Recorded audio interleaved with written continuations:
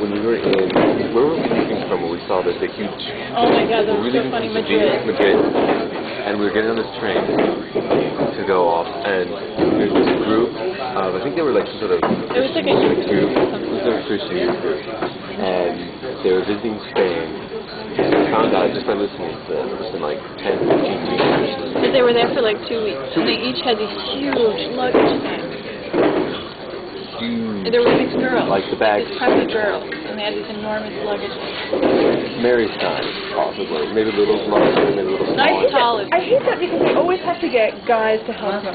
They're always, it's like the high heels thing. It's a way of making yourself vulnerable. But unlike high heels, there's no history of being dainty and elegant. It's yeah, and so they have to have other people help them to pick their luggage up onto the train. These huge things. And it's not just like the rolling that are rolling, then they have like the other little bag or backpack on top of it, which is fine if, you know, say you're going home and you're bringing your laundry. It's just like Gavin and I were there for 6 weeks, and we had his backpack and like a book bag for us. Day pack. Different from larger than a book pack. A day pack and a backpack. You know, we managed just fine. Yeah, we were somewhere around 11,000 cubic inches for 6 weeks. Not bad. Which is, you know, that's actually good. About average. I try to keep, no matter how long my trip is, I will not take a bag that is more than twice the size of this one. I don't care if I'm going away for a year. The bag that I would take will be no bigger than twice the size. If I have to, you know, skimp and buy stuff and, you know, look like trash, I'm willing to make that sacrifice. See, I'm willing to take my backpack if I'm traveling around a lot. And now if I'm going one place to stay, then I'll bring more. So how was your day yesterday? Yes, how was your day yesterday? It was pretty chill, actually. Allie and all of her friends are all film people. So, what are you? Something fitting for you? I'll have a Coke. Coke? I'd like a Coke as well. Yes, thanks. What are you? Can I get a vanilla banana milkshake? So cute. Anyway, they're all film people, and so they're all in CRC, and so they love movies. They're still here? Yeah. Okay. And so what did we get? We saw like all of season 3 of Strangers with Candy, which is something like 12 episodes. I've got something to say. I've got something to say. I've never seen any of them. They're horrible. Mark actually wouldn't watch them. I agree with Mark. He said that there's just a certain amount of lack of dignity that he can stomach before. Yeah, because I would always see Mark and I reviews for it on Comedy Central, and I'd be like, who watches this? It's horrifying. It's really... I watch it for Stephen Colbert, who plays this sadistic, cruel, secretly gay teacher who is always telling them about how much he hates women and stuff, and he's so funny. But it was a little disturbing towards the end of it because there was just so much racism and hatred and sexism that after a while you're just like, this is kind of sick. And then they showed me Wet Hot American Summer, which was beautiful. Wet Hot American Summer. Yeah, if you guys rent it, it's just the last day of summer camp.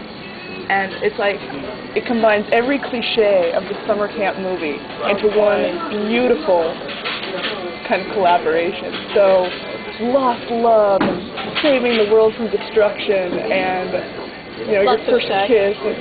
Just sexual innuendo. There's no sex in it, but there's lots of sex jokes and stuff. And Paul Rudd is in it. Practical jokes. Yeah. And, oh, it's great. It's really funny. And Will Tippin is in it. He plays one of the counselors. Yeah. He plays the musical director of the camp. So. Will Tippin. Yes. It was funny. He will always be known as Will Tippin. What's his name? What is that actor's name? I don't know. You used to know. Brad something, maybe? Maybe. I don't know. Oh, by the way, I had a theory as to why Michael Hart might be the alias in addition to the Jennifer Garner thing. Why? Thinking ship. Season 3 was just so much worse than season 2. I loved season 3. I thought it was but great. But there were so many plot holes. Like what? Tons of plot holes. Let me think. The sister. like how that was going on, where Lena Olin was. The sister, I thought, was like they were trying to pump up their game. They just tried too hard. I thought the sister, they were like attempting to replace Lena Olin. That's who refuses to come back. So. Yeah. I mean, the thing is that once they, like what they used to do, they used to have in season 1 and 2 a couple different main plots going on, 2 or 3 different main plots going on at the same time. Like you had the mission Sydney was whatever mission Sydney was working on, right? Mm-hmm. Then the ST6 mission. Then Jack was always doing something. You know, that was season 1 and season 2. And then season 3, they would have an entire episode devoted to the love triangle. Yeah, and Lauren was a horrible actress and a horrible wasn't she addition to awful? the team. Let me see. Also, So the Sydney Vaughn thing, how I'm married to Lauren, but now Sydney's back and I'm going to fall in love with her, and then we're going to hook up by the end of the season because that's what the fans want. Thing. That was tough.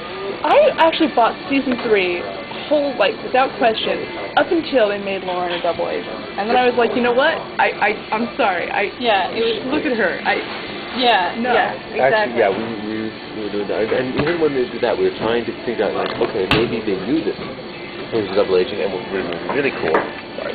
Yeah, we devised new plots for Alias season 3 involving the Lauren thing, which is when Sydney dies, when he thinks Sydney dies, and at the end of season 2 or whatever, because she's abducted, Michael Vaughn, finds out that his Yeah, I know what I want.